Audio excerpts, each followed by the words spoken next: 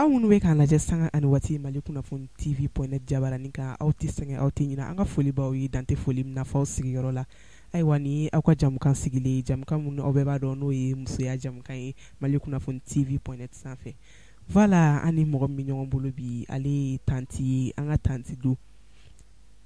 aw kan ka dɔn sira dɔ fɛ mais n bɛ kuma to a yɛrɛ bolo a yɛrɛ b'o ɲɛfɔ aw ɲɛna a b'a tɔgɔ a jamu aw bɛna a dɔn sira min fɛ a b'o fɛnɛ fɔ aw ɲɛna. D'accord. Tanti, il n'y a pas. Ça va, ma fille. Pour basita ou la du kono mo be. Basita alhamdulillah. C'est nega tanti Charlie no de. OK, tanti sananga tanye fe. Ibi toro i jamu. Yani ibi la ko don to gamna ipo o fo ala je bako bela je nyana. Alhamdulillah ma sha Allah. La yarhamna rahimi. Ambe ala fuka barka da ka sol kan kuti Muhammad ka kishini ne ma bayi. Sallallahu alaihi wasallam. Ne de tanti Massan Traoré. Madame Koulibaly, communément appelée Madame Wolo. Chamambendo Madame Wolo là. Alors comédien nous et Madou Wolo et au muso de né. Voilà. Non mais tel quoi. D'accord. Tanti au femme na. Tanti ere Johnny kabo yoro jume. Tabarikala. Ne Massan Traoré. Kabo Bamako. Daravilila. Surakala dubala no turilai talisu ni to abudala manisu nebe boy memni chef lendo me taliko sisa sigilimbi win sigire. D'accord. Alhamdulillah o famna. E tanti o temeli ko boy ebe mbaradike. Neka bara jakudi. Neka bara commerce me jakudi ke. Jakoni alhamdulillah me ala foka barka dala. Fen chaman bi mba be firi. Nyerebe minando uta sukuba kono mbu firi komando mboke XRL fenana ubinani minoni mba firi finu bala bazon bala vaxu bala saku bala samaro bala nebe fen chaman firi nyera ka sola fena bitike ni membula dalai ali jini mirin dablinu nebe ni be firi nebe fembe do firi awo voilà tanti ko persantiri awo ki o famna tanti ibe aketo nyiningal la awo ere fe musoya ye mune ni kuma belebele de musoya ye ko belebele ba musunu kolo de ba foko musoya ye mune non tal no kungela chaba ko kun seka mone bo musoya ye ko bai fen pebe musoya kono e mana me du muso tewa ko sebe e mana me quartier muso tewa e mana me ko jamana yere on muso te tinya ko kolo to ko men du de abe muso yi ni ko dengu faku abede bina musula musaye ko bile bay awo d'accord e dadula ko nya foto kabla mais ne be fe ka do an bidon kelen no ga musoya ke femi ani folo musoya walma dan fara don bucha dan fara bele de be kunu musoya ni bi musoya ci dan fara butere parce que maro ci lembe mais maro ma ci do la on yere musu dudu fo maraka sigisu parce que on tumba don an baw ya mara tuka na on ma se kan dun marati demseni fileni ni malla kasi abila kasi an dun baw ya na kasi an sonoma mais an den kadi asukuti dun den kadi ni den mani du musobe kono ta kalo kono me be kile keme fla ani kile bi ulon vraiment o yibo ke katla ka kile saka kunu fene ka tuguni donc vraiment fo éducation nyana maka di demsenuma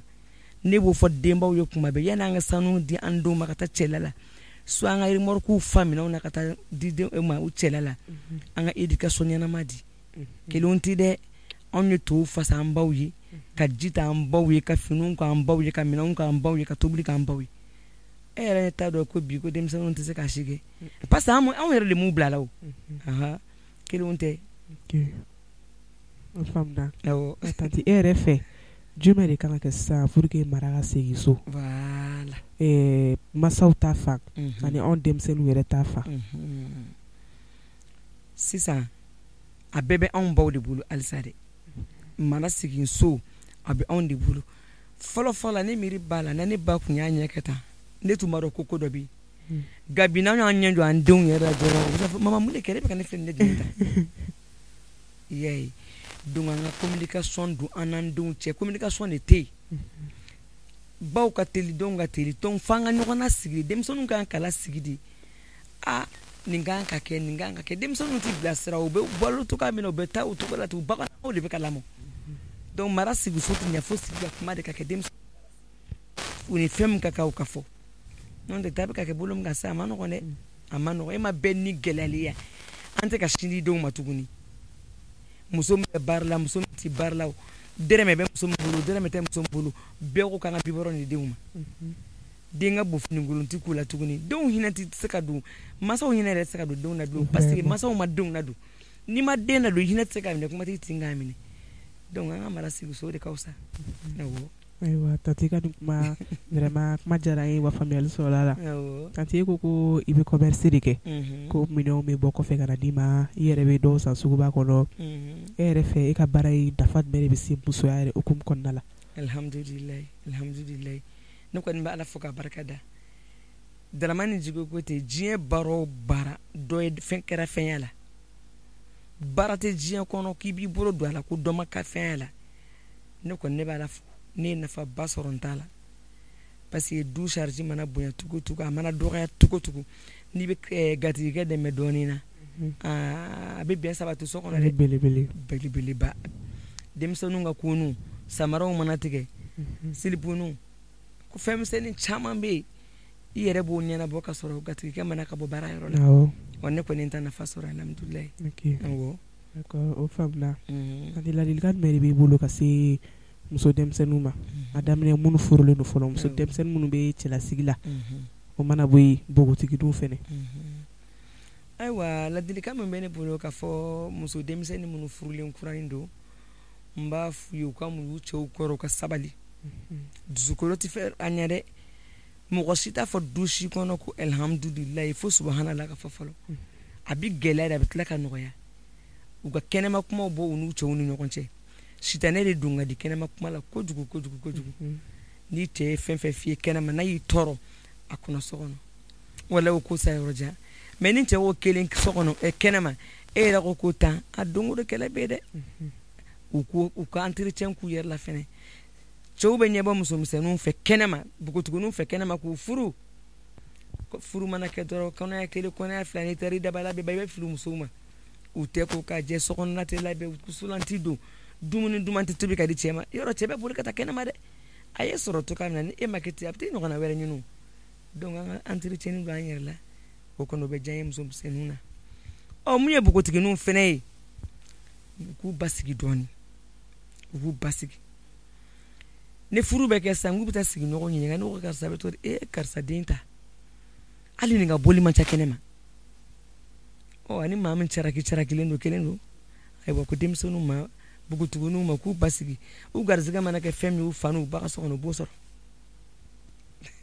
ayiwa faamuyali sɔrɔla tanti ka o kuma la ayiwa an lajɛbaga cɛ ni muso ne hakili la aw ni an ye faamuyali sɔrɔ na kosɛbɛ tanti filɛ nin ye ka ladilikan minnu di ninnu ye ladilikan ɲɛnamabaw de n'a y'a bɔ sira fɛ inshallah mara bɛ segin ka na dɔɔnin dɔɔnin ok tanti folikan jumɛn de b'i bolo ka lase an lajɛbagaw ma ani i kanubagaw bɛɛ lajɛlen folikan min bɛ ne bolo ne bɛ n kanubaga bɛɛ lajɛlen fo k'a daminɛ Daravele la ka taa Talikɔ Bamakɔ yɛrɛ Mali kɔnɔ Mali kɔkan ne kanubaga bɛ Mali fan bɛɛ a bɛ kɔkanna fan bɛɛ n bɛ n kanubaga bɛɛ fo ka n lajɛbaga bɛɛ lajɛlen fo halisa émission in ala ka barika don a la ala k'a taa ɲɛ ala k'an kisi dangadenya ma ka sababu ɲuman k'an n'aw bɛɛ lajɛlen n bɛ bɛɛ lajɛlen fo ka aw yɛrɛ fo kɛrɛnkɛrɛnnenya la surtout Ayuba yɛrɛ Bobokɛ ko n ka foli belebeleba ba ye kosɛbɛ n denw bɛɛ lajɛlen n bɛ bɛɛ de fo foli belebeleba ye n yɛrɛ cɛ ye de wɔɔrɔ national l'artiste le plus multiple dimension n ka foli b'a ye cɛ kelen bolo caman maa tɔgɔ mɛ maa ye kelen tɛ foli belebeleba y'ale ta ye k'a Kulubali hakili la bɛɛ b'ale dɔn bɛɛ b'a dɔn tɔgɔ min na o ye Madu Wɔlɔ aw k'a dɔn k'a fɔ ko Madu Wɔlɔ yɛrɛ ka tanti de b'anw bolo yan bi donc an ka foli belebele bɛ a ye fa sigiyɔrɔ la ok bye bye merci à vous tous Mali Kunnafoni TV lajɛbagaw ne de tun b'an bolo bi ka yira aw la n hakili la aw ni ne an ye faamuyali caman sɔrɔ Tani Masa ka ladilikanw na a ye fɛn minnu fɔ vraiment nafa b'u la kosɛbɛ yɛrɛ de n'Ala ma basi kɛ aw ni ne an bɛ ɲɔgɔn sɔrɔ ni ɲɔgɔnna caman na inchallah à bientôt. Merci.